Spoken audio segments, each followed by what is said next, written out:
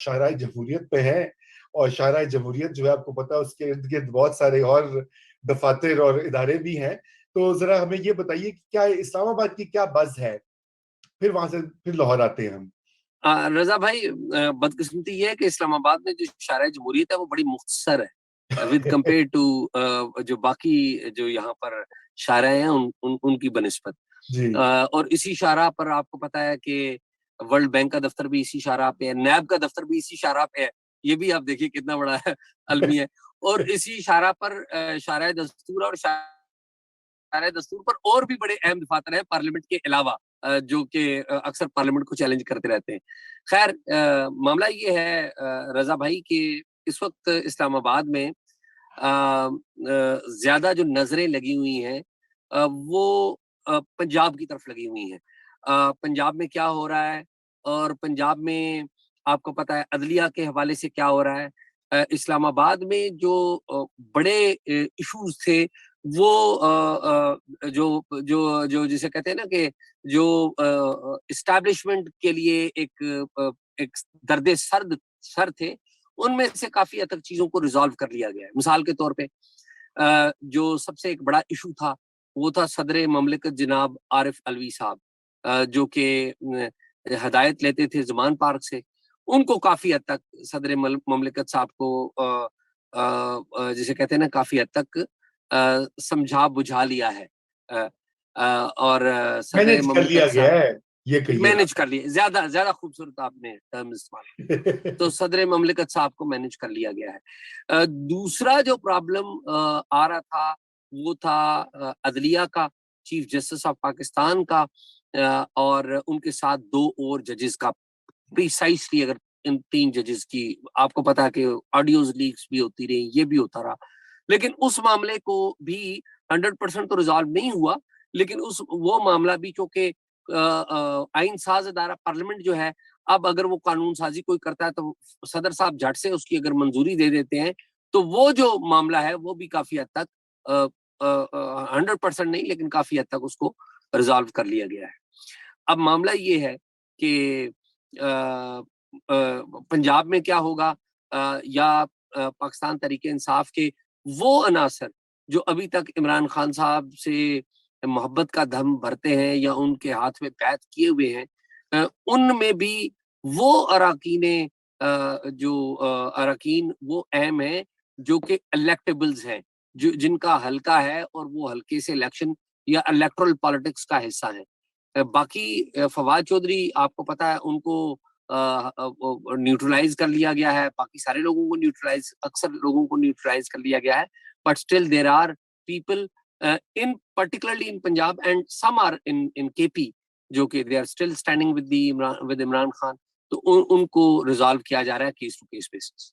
जी, resolve किया जा रहा है। बड़ी आपने चुन के न्यूट्रलाइज आवाज का। न्यूट्रलाइज न्यूट्रलाइज न्यूट्रलाइज रिजॉल्व, तुम तो न्यूट्रलाइज बहुत ही एहसास जो। अच्छा। मैं अच्छा, लेकिन सब्जी। एक ऐड करता हूँ। हाँ। ये जो कुछ रजा भाई, ये तो मैंने आपसे इंफॉर्मेशन शेयर की ना कि ये इंफॉर्मेशन ये है, ठीक है। जी। अब इस इंफॉर्मेशन में पहली बात यह है कि जब 2011 में ये पार्टी बनाई जा रही थी, ये जलसा कराया जा रहा था, तो वो भी गलत था। वो किसी तौर पे ठीक नहीं था कि इमरान खान साहब के को एक लार्जर देन लाइफ करेक्टर बनाया जा रहा था। और आपको याद होगा 10 अक्टूबर 2011 को जो जलसा हुआ था वो करवाया गया था, और वो भी इस्टेब्लिशमेंट नहीं करवाया था। That was wrong. लेकिन जो कुछ ये हो रहा है ये भी कोई ठीक नहीं हो रहा अगर असूली तौर पे बात किया जाए। ठीक है, इमरान खान ने और उनके फॉलोअर्स ने 9 मई को गलत इकदाम किया, बिल्कुल दुरुस्त बात है, वो नहीं करना चाहिए था। वायलेंस किया गया, तोड़ फोड़ की गई, नहीं करनी चाहिए थी। जिन्होंने वायलेंस किया उनको सजा मिलनी चाहिए। लेकिन लेकिन military court is not solution. लेकिन अब उसका जवाब ये आता है कि जी अगर मिलिट्री कोर्ट नहीं तो आप सिविल कोर्ट्स की बात करते हैं, जहां पर जो जजेस हैं वो टर्म इस्तेमाल होती है कि ईमानदार है। तो जब अगर ईमानदार होंगे तो फिर ये काम भी होगा। तो अनफॉर्चुनेटली एक ऐसी इन्वायरमेंट बन गई हुई है कि आप किसी भी जो फ्रीक है उसको आप उसकी खुलेआम हमायत नहीं कर सकते और खुलेआम मुखालफत भी नहीं कर सकते। तो ये बड़ी एक ट्रिकी सिचुएशन है। ट्रिकी, बिल्कुल ट्रिकी सिचुएशन है। हमें तंजीला मजहर साहिबा ने भी ज्वाइन किया है। मैं आपकी तरफ भी आता हूँ तंजीला। मुजम्मिल साहब, आपका एक क्विक कमेंट लेके मैं सलमान आबिद साहब से पूछूंगा कि किस हद तक ये तासुर दुरुस्त है कि जजेस कुछ ईमानदार हैं। पहले तो जनरल्स का भी जिक्र हो रहा था, लगता है कि वो हाफिज साहब ने उनको तो जो है वो ठीक कर दिया है अंदर। लेकिन ये सोरवती साहब, ये बताइए कि जजेस के हवाले से और ये चौधरी परवेज इलाही की तीसरी गिरफ्तारी, ये किस चीज की निशानदेही कर रही है?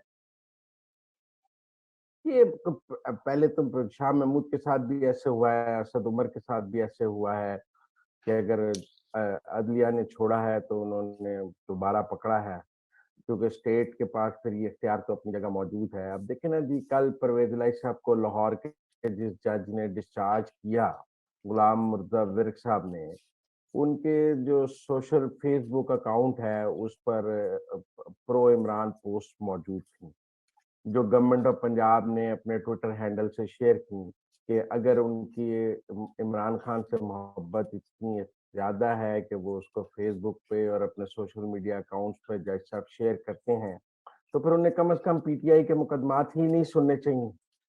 और मैं समझता हूँ कि मेरे लिए तो ये बात बहुत हैरानकुन थी कि एक जज का सोशल मीडिया अकाउंट मौजूद है और उस पर पॉलिटिकल पोस्ट मौजूद हैं, और ये किसी प्रोफेशनल मिसकॉन्डक्ट की निशानी नहीं है। और ये पाकिस्तान में ये कब से जजेस को सोशल मीडिया अकाउंट्स पर पॉलिटिकल जो जो है पोस्ट लगाने की इजाज़त मिल गई और अपनी सियासी राय का इस तरह बरमला इज़हार करने का मौका मिल गया, और उसके बाद फिर उनको जिस सियासी जमात के लिए वो हमदर्दी रखते हैं, उसके मुकदमात भी बगैर ट्रायल के डिस्चार्ज करने का इख्तियार मिल गया।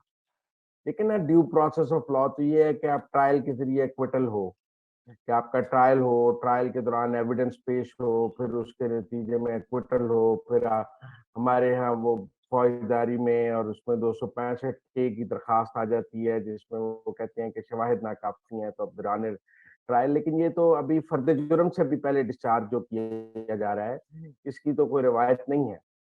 अब आज पंजाब हुकूमत ने बताया कि कल जब उनका जज साहब का ट्विटर हैंडल वो सोशल मीडिया अकाउंट शेयर किए गए, तो आज उन्होंने पेज डिलीट कर दिया।